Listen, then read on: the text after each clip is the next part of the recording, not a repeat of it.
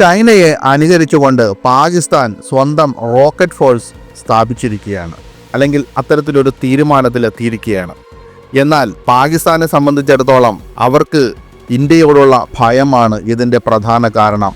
Operation സിന്ദൂറും അതിനുശേഷമുള്ള സംഘർഷത്തിലും അനവധി missile ആക്രമണങ്ങളിൽ പാകിസ്ഥാൻ്റെ തന്ത്രപ്രധാനമായ പല സ്ഥലങ്ങളും വ്യോമ പ്രതിരോധ സിസ്റ്റങ്ങളും വ്യോമതാവളങ്ങളും തകർന്നു.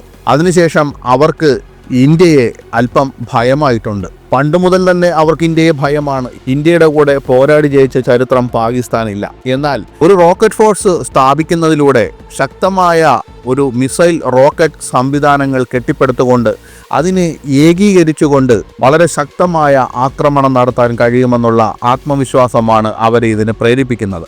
എന്നാൽ പാകിസ്ഥാനേക്കാൾ എന്തുകൊണ്ടും മിസൈൽ റോക്കറ്റ് ശേഷിയിൽ മുന്നിലുള്ള ഇന്ത്യക്ക് സ്വന്തമായൊരു റോക്കറ്റ് ഫോഴ്സ് സ്ഥാപിക്കുക എന്നത് അത്ര പ്രയാസമുള്ള കാര്യമല്ല. കാരണം ഇന്ത്യയുടെ മിസൈൽ ശൃംഖലകളെന്ന് പറഞ്ഞാൽ വളരെ വൈവിധ്യമുള്ളതാണ്. അത് ഏതെങ്കിലും 1-2 മിസൈലുകൾ കൊണ്ട് യുദ്ധം ചെയ്യുന്ന രാജ്യമല്ല ഇന്ത്യ. അനവധിയായ മിസൈലുകൾ, അനവധി തരം, ദൂരപരിധി, പ്രഹരശേഷി എന്നിവയിലൊക്കെ വളരെ വ്യത്യസ്തമായ അനവധി മിസൈലുകൾ കൊണ്ട് പ്രതിരോധ സിസ്റ്റം കെട്ടിപ്പടുത്തിട്ടുള്ള രാജ്യമാണ് ഇന്ത്യ. പാകിസ്ഥാന്റെ മിസൈൽ ആയുധശേഖരം ഹ്രസ്വം മുതൽ ഇടത്തരം ബാലിസ്റ്റിക് സംവിധാനങ്ങൾ ഉപയോഗിച്ചാണ് നിർമ്മിച്ചിരിക്കുന്നത്. ക്രൂയിസ് മിസൈൽ വികസനത്തിൽ ഊന്നൽ നൽകുന്നു. ഇതിന് വിപരീതമായി ഇന്ത്യ വിശാലവും വൈവിധ്യപൂർണവുമായ ഒരു മിസൈൽ പോർട്ട്ഫോളിയോ വിന്യസിക്കുന്നു. ഇതിൽ ballistic, cruise, air to air, surface to air വിഭാഗങ്ങളിലായി ഏകദേശം 29 തരം മിസൈലുകൾ ഇന്ത്യയുടെ കൈവശമുണ്ട്. ബ്രഹ്മോസ്, പ്രളയ് മുതൽ നിർഭയ്, പിനാക വരെ എത്രയോ മിസൈൽ ശൃംഖലകൾ, റോക്കറ്റ് സിസ്റ്റങ്ങൾ ഇന്ത്യക്കുണ്ട്. ചൈനയും പാകിസ്ഥാനെയും തകർക്കാൻ ഇന്ത്യയുടെ ഇൻ്റഗ്രേറ്റഡ് റോക്കറ്റ് ഫോഴ്സ് അതുകൊണ്ട് തന്നെ ആത്യന്തികമായ ഒരു ഗെയിം ചേഞ്ചറായി മാറുമെന്ന് സംശയമില്ല. ഇൻ്റഗ്രേറ്റഡ് റോക്കറ്റ് ഫോഴ്സ് IRF എന്ന ഇന്ത്യയുടെ പദ്ധതി വളരെ വേഗത്തിൽ പ്രചാരത്തിലായിക്കൊണ്ടിരിക്കുകയാണ്. പ്രത്യേകിച്ച് ശത്രുഭൂമിയിൽ സമ്പർക്കം പുലർത്താതെ യുദ്ധം ചെയ്യുന്ന നൂതന കാലഘട്ടത്തിലും ചൈനയിൽ നിന്നുള്ള വർദ്ധിച്ചു വരുന്ന ഭീഷണികളെ നേരിടുന്നതിലും പലരും ഇതിനെ ഒരു ഗെയിം ചേഞ്ചിങ് ആയുധമായി കാണുന്നു. യുദ്ധം ഇപ്പോൾ പഴയതുപോലെയല്ല. ഒരു കാലത്ത് വൻ സൈന്യങ്ങളുമായി പോരാടിയിരുന്ന യുദ്ധങ്ങളിൽ ഗർജിക്കുന്ന ടാങ്കുകളും യുദ്ധവിമാനങ്ങളും ബോംബുകളും ആയിരുന്നെങ്കിൽ ഇപ്പോൾ മിനിറ്റുകൾക്കുള്ളിൽ പ്രഹരിക്കുന്ന ഡ്രോണുകളും റോക്കറ്റുകളും മിസൈലുകളുമാണ് രൂപപ്പെടുത്തിയിരിക്കുന്നത്. ഉക്രൈൻ മുതൽ മിഡിൽ ഈസ്റ്റ് വരെ ആധുനിക സംഘർഷങ്ങൾ യുദ്ധത്തിൻ്റെ ഭാവി എന്നത് മുഖാമുഖ പോരാട്ടത്തെക്കാൾ ദീർഘദൂര കൃത്യതയുള്ള ആക്രമണങ്ങളിലാണെന്ന് തെളിയിച്ചിട്ടുണ്ട്. ഈ മാറ്റം തിരിച്ചറിഞ്ഞുകൊണ്ട് ഇന്ത്യ അതിൻ്റെ ഇൻ്റഗ്രേറ്റഡ് റോക്കറ്റ് ഫോഴ്സ് IRF വികസിപ്പിക്കാൻ തുടങ്ങിയിരിക്കുന്നു. ഇത് ലളിതമായ സൈനിക പരിഷ്കരണത്തിനപ്പുറമുള്ള ഒരു നീക്കമാണ്. ഇന്ത്യ ശക്തിയോടെ പ്രതികരിക്കാൻ തയ്യാറാണെന്നും സമ്മർദ്ദത്തിന് വഴങ്ങില്ലെന്നും ചൈനയ്ക്കും പാകിസ്ഥാനും നൽകുന്ന ഒരു ധീരമായ സൂചനയാണിത്. കഴിഞ്ഞ നൂറ്റാണ്ടിൻ്റെ ഭൂരിഭാഗവും ആണവായുധങ്ങൾ ആത്യന്തിക സംരക്ഷണ കവചമായി പ്രവർത്തിച്ചു. പരസ്പര നാശത്തെക്കുറിച്ചുള്ള ഭയം, മ്യൂച്വലി അഷ്വേർഡ് ഡിസ്ട്രക്ഷൻ, MAD, അത് രാജ്യങ്ങളെ നേരിട്ട് യുദ്ധത്തിലേക്ക് പോകുന്നത് തടഞ്ഞു. റഷ്യ-ഉക്രൈൻ സംഘർഷം, തൈവാനിൽ ചൈനയുടെ വർദ്ധിച്ചു വരുന്ന സമ്മർദ്ദം, ഇറാനും ഇസ്രായേലും തമ്മിലുള്ള സംഘർഷങ്ങൾ, ദക്ഷിണേഷ്യയിൽ പാകിസ്ഥാനും ചൈനയും തമ്മിലുള്ള അടുത്ത പങ്കാളിത്തം ഇവ കാണിക്കുന്നത് ഇനി ആണവായുധങ്ങളെ മാത്രം ആശ്രയിക്കുന്നത് മതിയാകില്ല എന്നാണ്.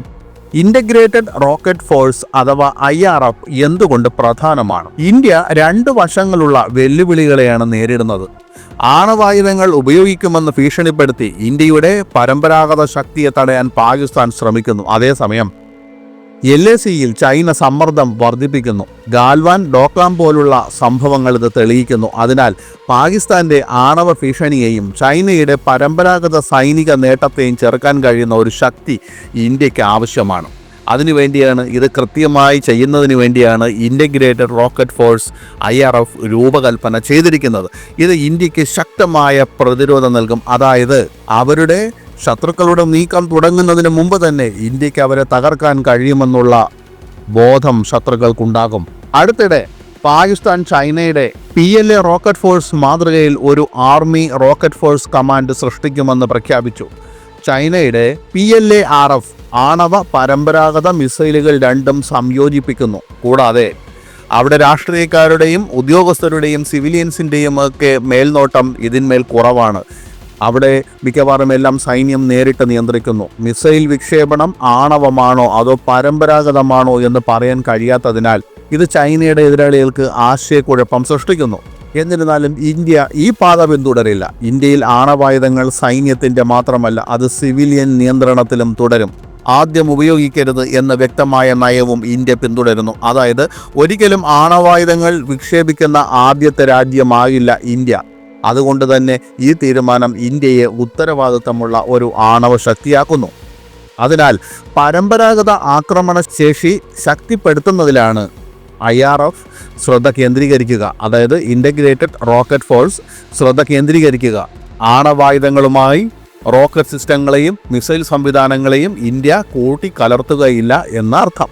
2023 120 പ്രളയ് മിസൈലുകൾ വാങ്ങാൻ ഇന്ത്യൻ സർക്കാർ അംഗീകാരം നൽകി. 250-ലധികം എണ്ണം കൂട്ടിച്ചേർക്കാനും പദ്ധതിയിട്ടു. ഈ മിസൈലുകൾക്ക് 150 മുതൽ 500 കിലോമീറ്റർ വരെ അകലെയുള്ള ലക്ഷ്യങ്ങൾ തകർക്കാൻ കഴിയും.